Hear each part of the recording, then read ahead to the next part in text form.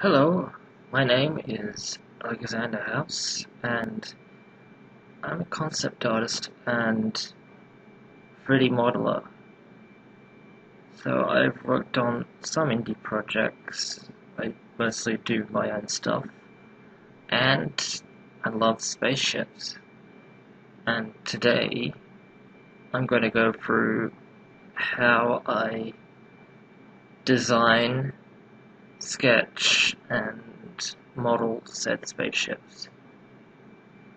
Okay, so as you can see here, this is the video plan. It's going to be multiple parts.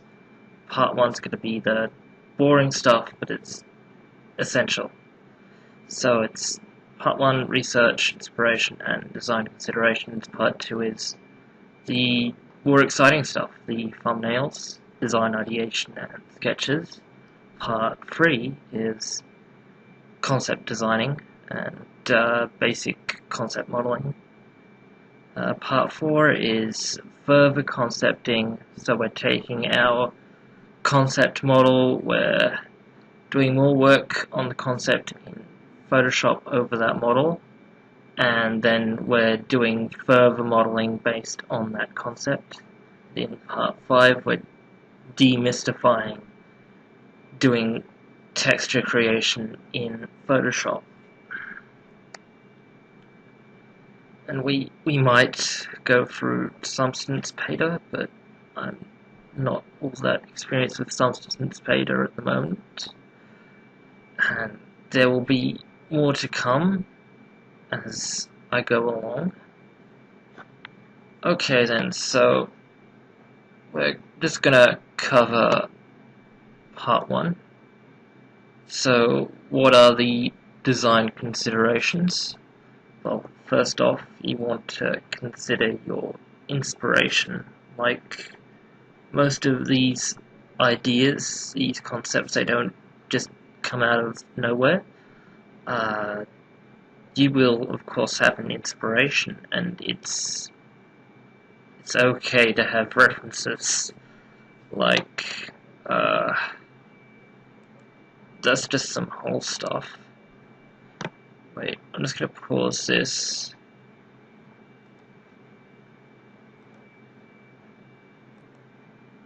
Okay then, so right here I have an inspiration sheet of some artists that I like. Sometimes I base my designs are inspired by them.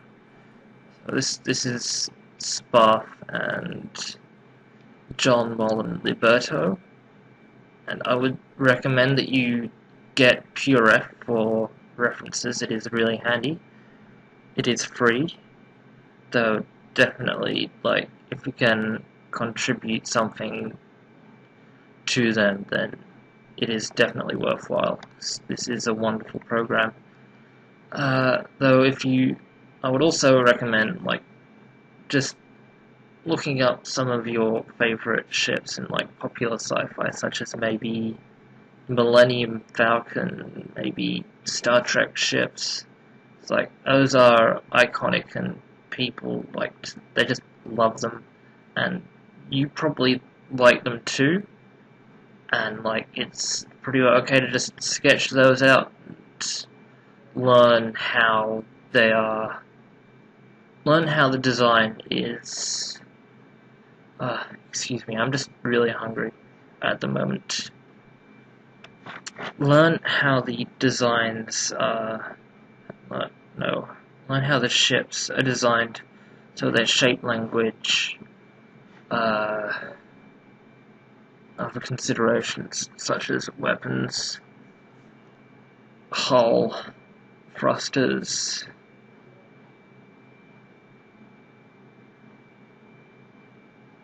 These ships were designed by, like, art masters such as Ian McHugh, John Eves, Steve Berg, what's the other one who did Star Wars ships? I can't quite remember, but I think maybe Chris Voss was one. maybe?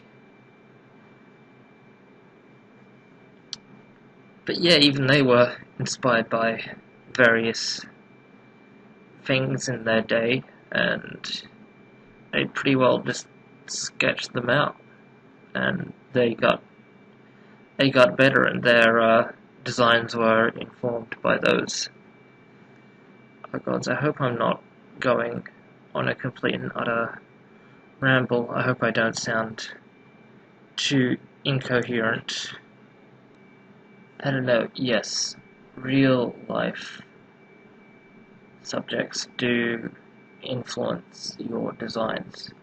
So add in things to your references such as ships, as in real life ships, shuttles, planes, cars, car engines, jet thrusters, things like that. The best designs are, they incorporate those design elements because people like to see they like to see realism in a design, and that's what people tend to see every day. It's familiar to people.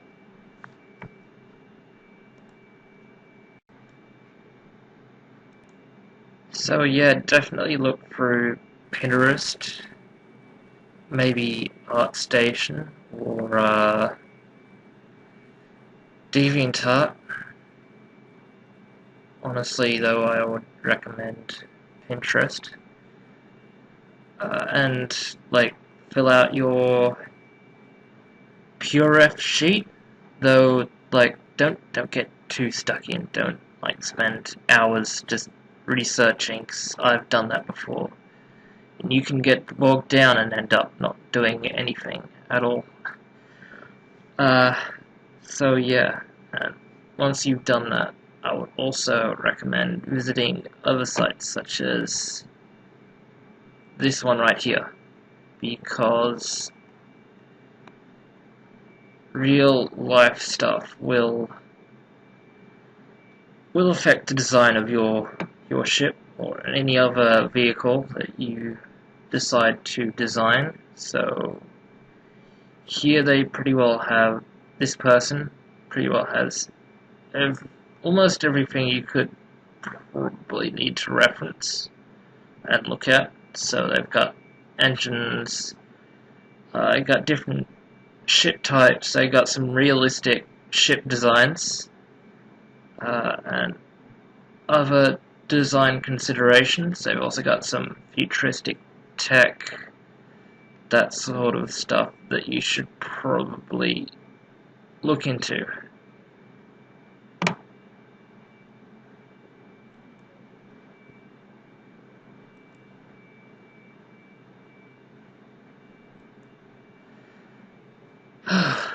Okay, now that we've gone through that, you should consider the backstory of the ship that you want to design, maybe the society, the faction, the culture, whoever has built or builds these ships.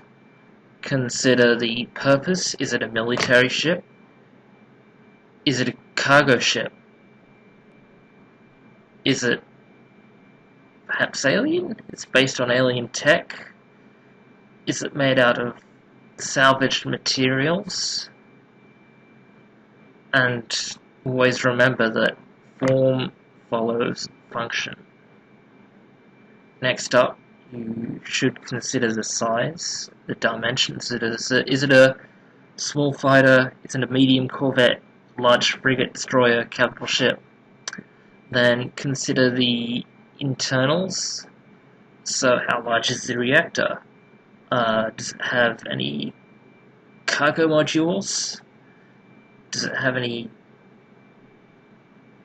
How large is the shield generator? What is the dimension format? And stuff like that. And here you can see that I have a ship that I modeled. This isn't the ship that we're going to be using, because that would be boring. So, I'm going to be showing you how to completely model a new ship. Anyway, so I've laid out the internals in here. I use that format so I know where all the major internals are, where all the optional internals are, and that also helps to inform my texture painting.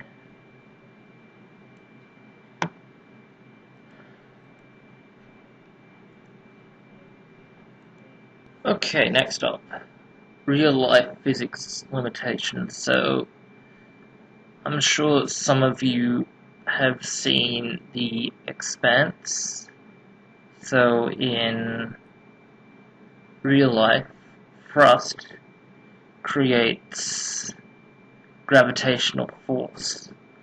So, pretty well, if I've got a ship orientated like this, but the hull layout is similar to Star Trek, where it's horizontal, then, well, if I don't have any impulse, like any magical, what are they called again? Oh, they were called impulse. Inertial dampeners. If I don't have any inertial dampeners or any magical stuff like that, my crew is going to be splattered upon the wall as soon as we hit high G's. And honestly, it doesn't matter if they have magnetic boots either.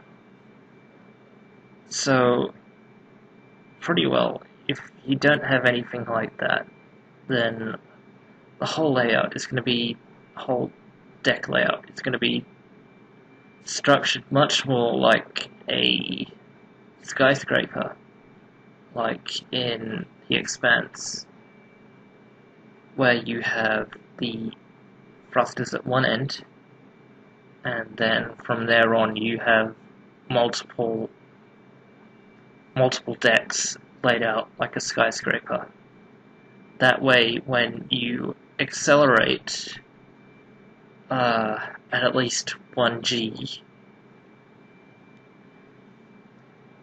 you don't get flung to the wall. And not very great physics explanations. I know, I'm not exactly a physicist, and I'm kinda hungry as well. And you should also consider speed limits, because, well, we don't exactly go so great above 1G. So there is, maybe you can go, your ship could go at like 2Gs, maybe 3Gs pushing it if your crew has like means to survive that. But yeah, consider that. Also consider environmental stuff, like maybe there will be meteorites, maybe there will be solar radiation, solar flares that can cause serious cellular damage, even cosmic rays.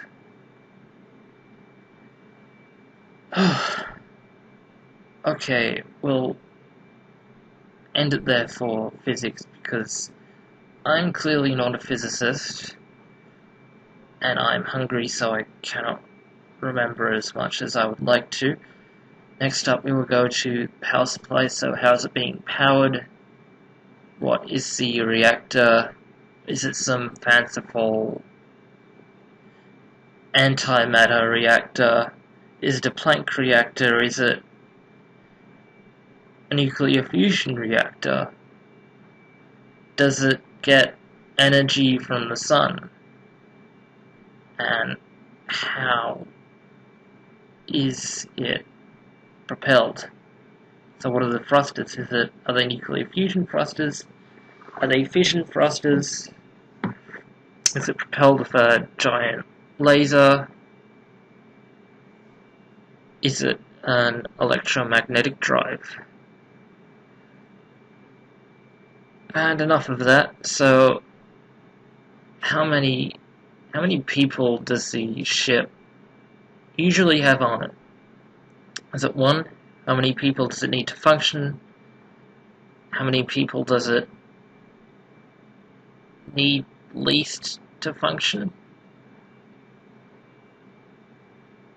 And what space does it have for habitation? Is the habitation luxurious, utilitarian, standard? Not finally, but does it have a warp drive?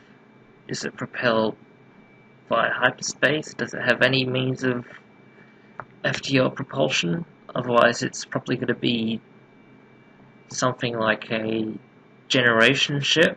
Maybe it's going to be like in The Expanse, where it takes a few days to get from, say, Earth to Mars. Maybe there's going to be cryotubes for long voyages. And finally, you should consider ergonomics, such as, especially when you're designing the cockpit. How high are the decks? And you should also consider, are the internal modules being removed? Are they being replaced, upgraded? Perhaps the ship you might want to open the hull of the ship up. So it's going to be a bit problematic replacing modules if you have no means of accessing them. So yeah, that is part 1 for now, the boring part. Part 2 is going to be much more interesting, and I'm probably going to be much more coherent as well, because I haven't done a video in ages. So yeah, peace out, and have fun drawing spaceships.